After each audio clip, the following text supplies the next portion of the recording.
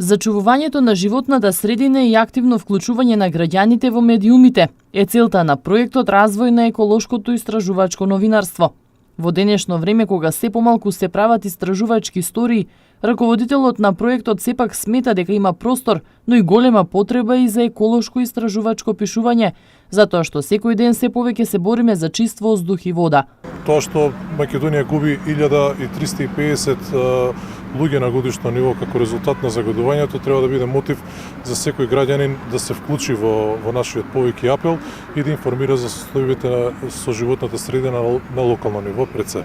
Во рамки на проектот креиран е и првиот еколошки портал во Македонија, ecologist.mk, кој обработува теми токму од екологијата и животната средина.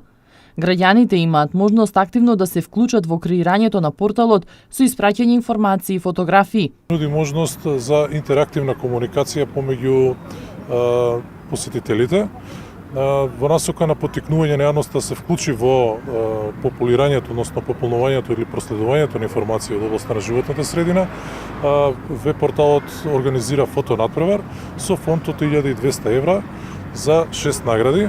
Од тука ги охрабруваме и ги повикуваме тетовчани и жителите во регионот на Тетово да се вклучат во нашата акција и да придонесат кон збогатување на содржината на нашиот портал. Носители на проектот се Центарот за еколошка демократија Флорозон, како и Сдруженијето за развој на ромската заедница Сумнал, а финансиски поддржан е од Европската унија.